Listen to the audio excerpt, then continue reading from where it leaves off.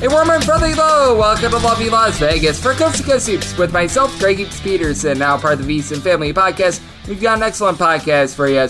Joining me in segment number 2, we're going to be talking with Justin Perri. Now, typically I do my intro after I do the interview, and I know what I'm going to be teeing up. I have yet to do it with Justin. We're doing this one a little bit late night, so it should be fun. I'll certainly throw at him the question of Memphis. We saw a lot of assistants get let go over the last 24 to 48 hours. That's something that I'm going to be talking about on this fine podcast here to lead off, as we had quite a bit of news in college basketball happen over the last 24 hours. We'll polish that up here up front, and then with Justin, we'll be talking about that. Certainly have to be diving in on what we might be seeing out of BYU and Gonzaga, as Gonzaga without Steele Venters for the season, that's a little bit of an issue. And for BYU, they get in a nice international man of mystery, so that's going to be a lot of fun. I know that Justin does such great work looking at the analytics of college basketball, and you just never know where the conversation is going to be taking us, but I know that we're going to be talking about some teams that have some upside, or perhaps a few teams that might be able to have some upside with fading them. So we're going to be talking about that in segment number 2, and if you do like hearing from this fine podcast, Coast to Coast Soups,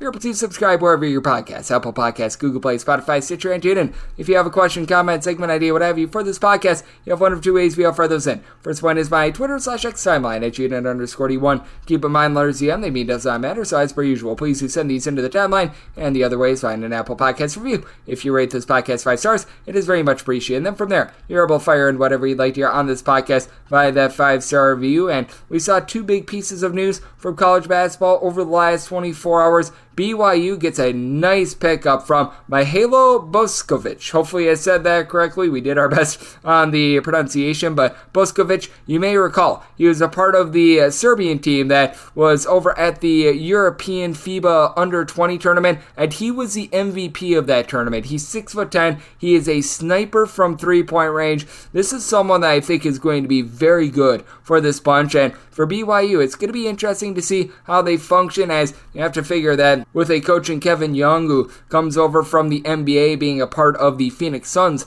last season, that he's probably going to be looking to play with a lot more, shall we say, urgency, probably going to be looking to play a little bit more of that pro style, and now you've got a roster that's able to do so. You've got a lot of guys that returned from a season ago. Fusani Traore, who's got size, he's able to be more of your traditional back to the basket, low post presence. Trayvon Nell is someone that is going to be tremendous for the team, and I think that a lot of people are sleeping on Richie Saunders as well. Saunders, I thought, was a really nice glue guy for this BYU team a season ago. Someone who was able to log about 9.5 points, a little bit over 4 boards, shot 36.5% from 3, was a little bit more of that sixth man, probably going to need him to step up a little bit more, but I like what he's able to provide. And then I think that Dawson Baker is going to be so important as well. Baker has been sort of a been there, done that sort of guy that just couldn't get out there on the floor last season, was limited to 4 games due to injury. Last we saw him at a full season at UC Irvine during the 2022-23 season, 37% three-point shooter. Not a guy that's really going to facilitate, but when you're at UC Irvine, you need to know how to play defense. He was very rock solid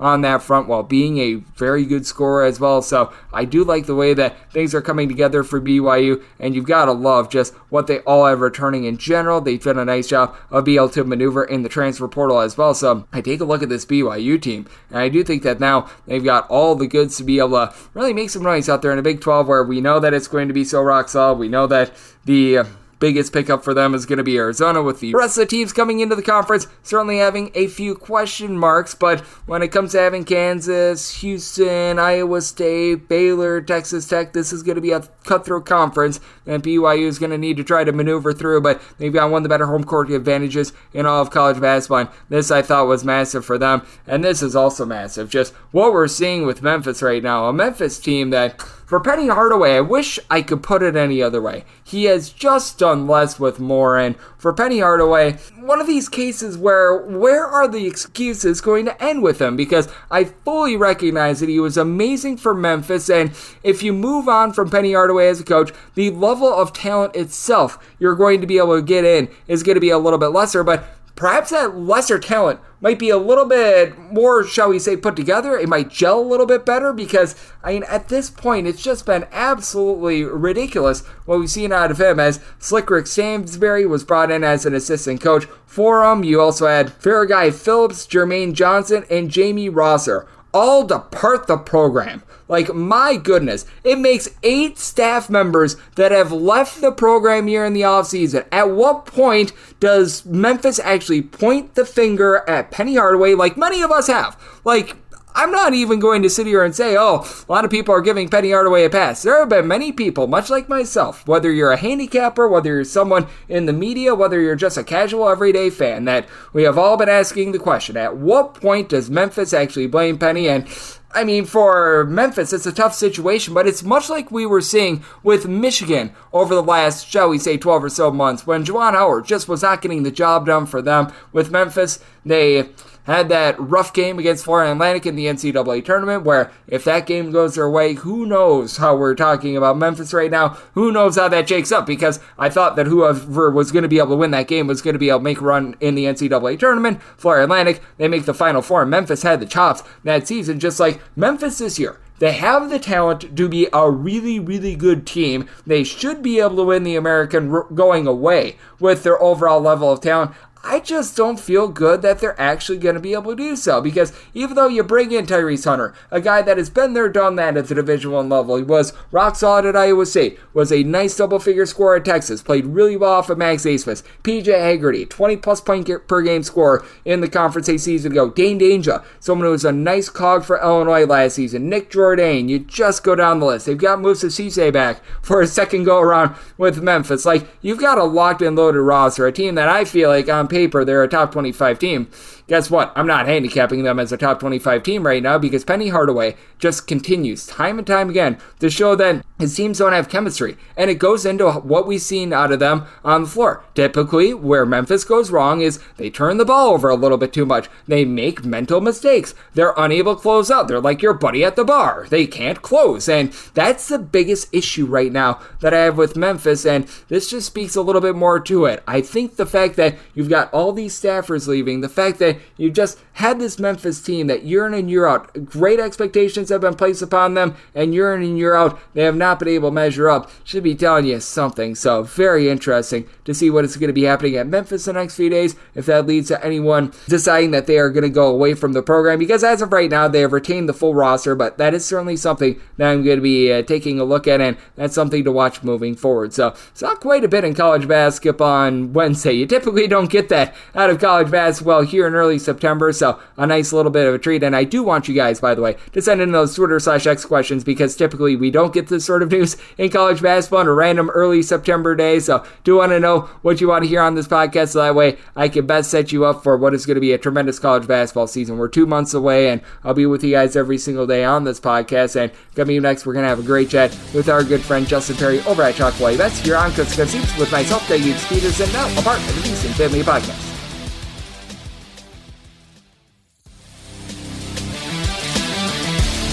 And we're back here in lovely Las Vegas for Coast to Coast Hoops with myself, Greg Peterson, now part of the Beast and Family Podcast. Always great to be joined by this man, as we've got Justin Perri aboard. He does a tremendous job over at Shock Quality Bets. Coupled with that, he does great work over at Action Network. For those that are looking on the baseball front, pitcher list, and so much more, you're able to follow him on Twitter/X at his first and last name, Justin Perri. Last name spelled Perri, the number 8 altogether. And Justin, always a pleasure, my friend. Thank you. Greg, always so much fun to be on the podcast, especially doing a little college basketball talk, because we really are finally just a few months away from the season being back. We are getting closer and closer. We are about 2 months away now, and we're starting to see some substantial news come out, and we are starting to see some of these, shall we say, later guys coming to the forefront as well. As a lot of these international guys, they've got a lot of hoops to jump through, and we saw with BYU, they were able to bring in the U20 FIBA MVP of that tournament from 2 seasons ago, in Mihailo Boskovic. He was a very good three-point shooter for that Serbian team, stands right around 6'10". How do you take a look at both he and BYU, a BYU team that decided to go a little bit different here in the offseason and go with a guy from the professional ranks rather than a guy that has been a little bit more on the college front? Yeah, I mean, 22-year-old kid, worked out with NBA teams. Splashy, exciting, 6'9", interesting.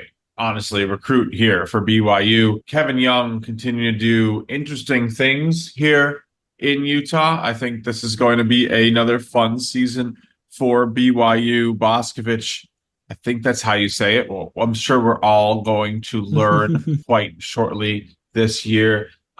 Look, Serbian forward, we've seen what these European players can bring to the court in terms of ball movement. And I think especially in the college game, it's going to translate very, very well. This is going to be a likely very smart player that has, professional experience. He's been playing a few seasons professionally, MVP honors, FIBA U20 championships in 2022. He won MVP honors over a Wake Forest forward, Bobby Clintman, who actually went 37th overall in the draft recently. So we'll see how it goes. I think Boskovic had a couple pre-draft workouts, but I think also in 2023 as well, but he did withdraw. It's going to be interesting to see how it all unfolds. This is kind of where the college game is going to trend, though.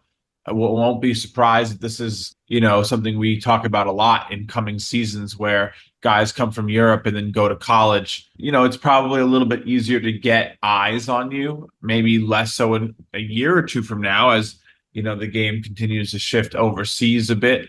But, right now going to a power conference school like BYU is a definite way to boost your career and for those schools to get versatile, smart, and, well, I guess, polished players, right? Like these are not freshmen coming in. This is a professional who has played in tough environments who should hopefully just be able to bring a pro-like mentality to this locker room. Yeah, and I think that it is interesting what BYU is doing because they are doing things a little bit different. And how do you take a look at a team like a BYU who's decided, you know what, we've got the normal blueprint of how teams operate in college basketball. We're going to go a little bit different because typically with a lot of these teams, I feel like it is either a rousing success or it flames out pretty spectacularly with typically not a lot of in between. Yeah, I mean, look, taking risks, going against the norm, it's always going to open you up to different realities, different results, I guess is the better way to put it. But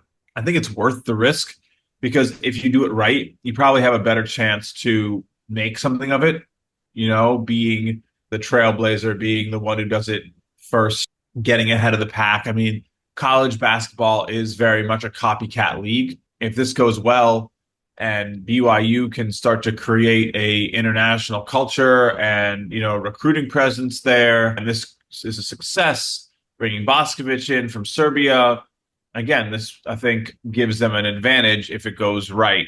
They will have the leg up doing that in the future. They'll have set the tone. They will have their contemporaries scrambling to do the same thing. That's the potential, right? And, if it doesn't work, it's just another strategy that didn't work perfectly. And there's plenty that don't work perfectly. But the idea is to try to do things just a little different because it's going to be hard to do amazing things, whether that's making the tournament at the end of the season or winning the conference or making the Elite Eight, whatever it is for any specific program. It's going to be tough to accomplish the pinnacle of your goals without being a little bit different than the rest of the pack. Yep, absolutely. And in a Big 12 where we know it's cutthroat, we know that there's a lot of teams that are just oh so dominant with now having Arizona in there. We know what Iowa State is building, Kansas, Baylor, Texas Tech, just go down the list.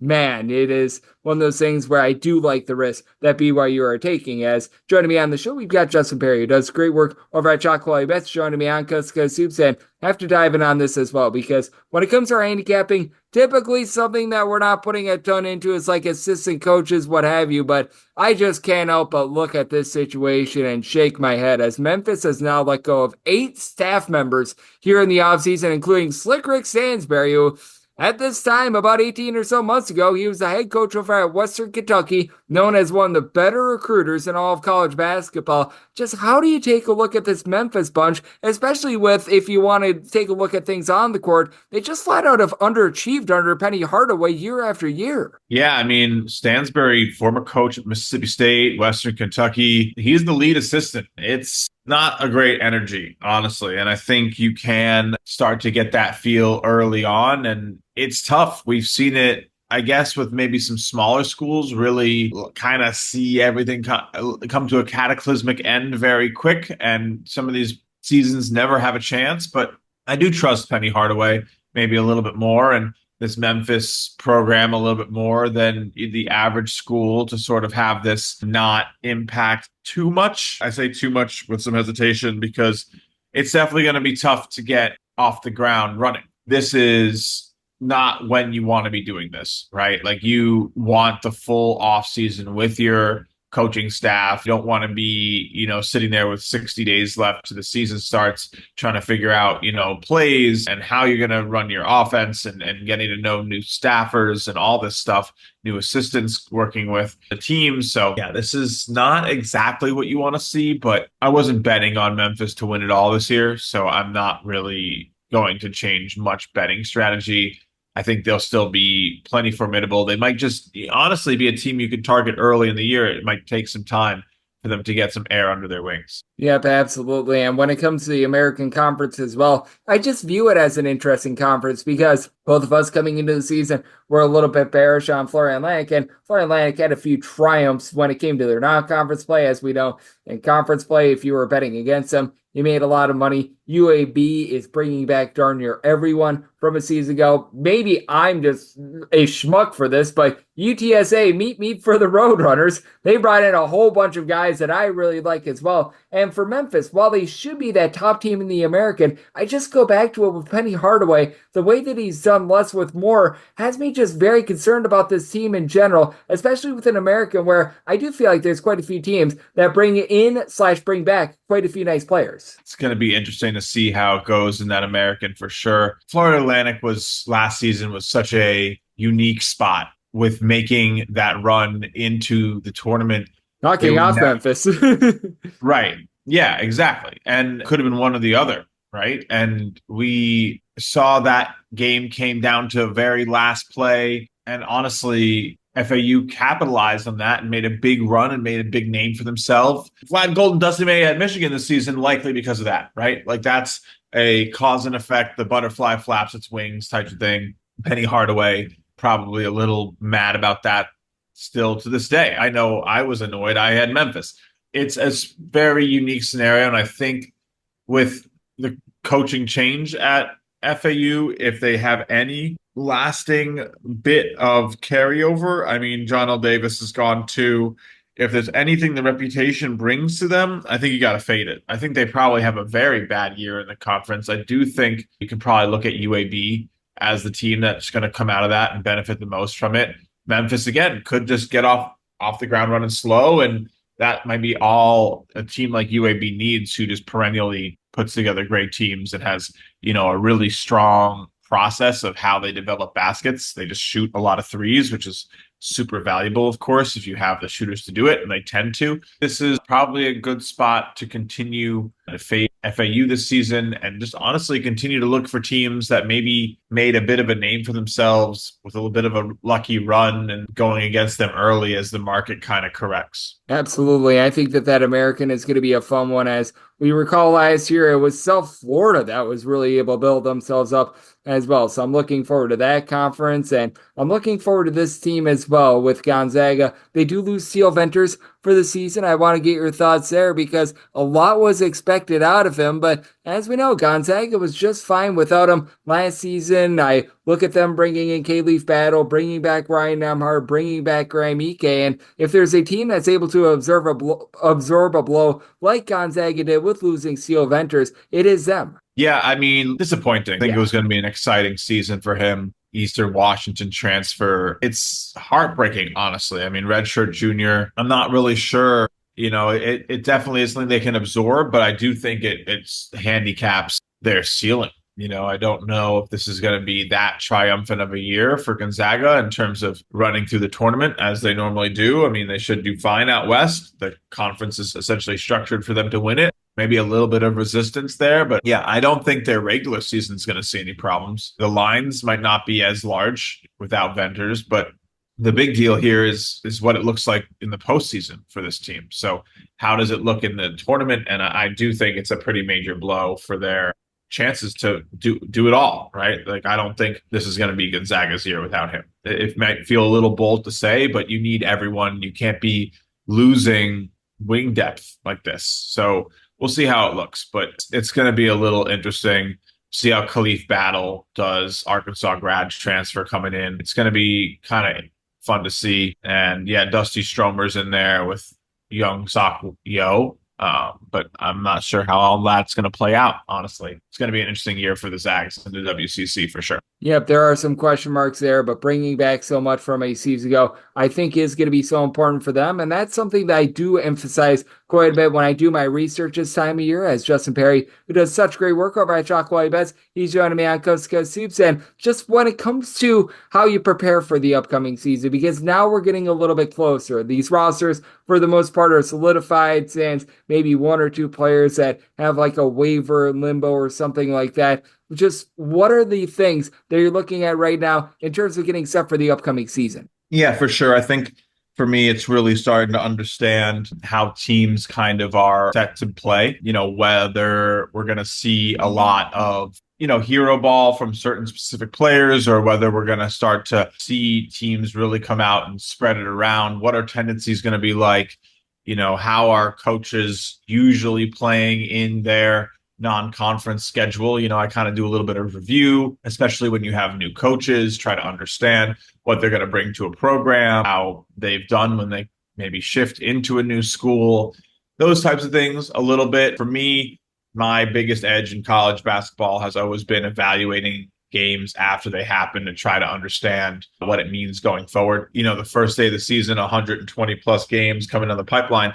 That's honestly, it's usually one of the tougher games of the day for me, because I like to try to have games under my belt to analyze the forward-looking games. So we'll see how it goes, but I do think you want to usually try not to overreact, and making sure not to do so has probably been one of the things I can credit most with leading to me being a successful college basketball bettor. It is so important to be taking a look at that for the upcoming season, and there's just so many things to dive in on.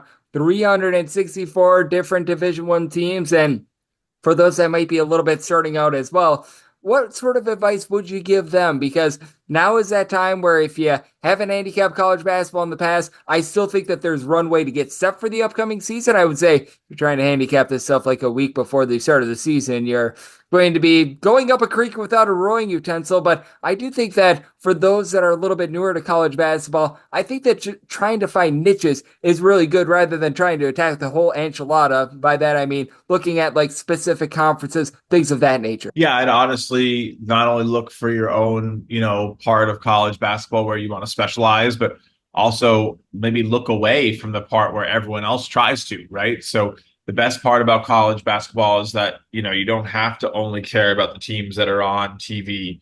You can go and, check out the teams that nobody cares about that are borderline, Division II, and get an edge by paying attention to those schools. That's what I would recommend. As with all betting, I think you want to just make sure that you're analyzing your own results, right? Like if you're going to take a stab at it, just make sure that you stay consistent with it. You develop a hypothesis, you test it consistently, and then you analyze it fairly to try to understand if it's working or not, right? Like the only truly bad result in betting is going 50-50 or anything within that 52%, where, you're just going to pay juice. If you have something that doesn't work at all and you can go the other way, that's just as valuable as, winning every pick. So look at it empirically, try to gather as much information as you can. The best part about college hoops is that there's thousands of games every single month, like hundreds of games a week. It does not happen like that in any single sport. So you can really cut your teeth.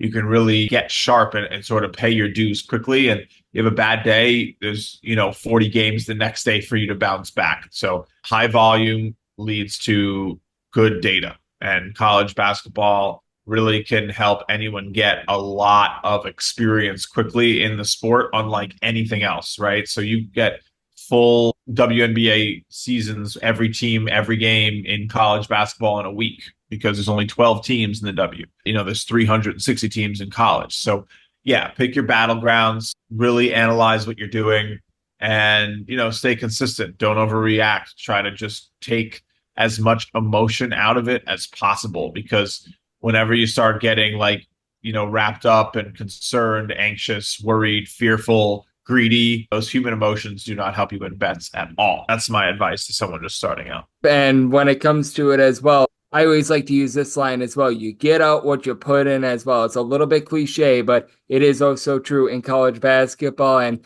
when we get you on this podcast, we know that we're going to get tons of great insight. Justin, you do amazing work over at Shot Quality Bets. You do such great work over at Action Network, Pitcher List on the baseball front, and so much more. So let the good people at home know it's all on tap for you and how people can follow along on social media and other platforms. For sure. Thanks, Greg. And yeah, doing a bunch of work. I think there is content every single day, which is the goal. We're doing some basketball stuff over with Shot Quality Bets. That's where I do all my basketball work. WNBA going on right now, getting geared up for some NBA starting off, late October there. And then college hoops starts in 2 months. We'll have our live betting show 2 to 3 times a week, using our SQ live data to see the expected scores of games in the minute and making some plays on them. It's a lot of fun. Come check that out. That should be every Monday and Thursday or so. And then in the meantime, we got some baseball. Like Greg said, I've been contributing over at Action App, do a play a day essentially with them. And then also some fantasy baseball writing over at pitcherlist.com. So if you're into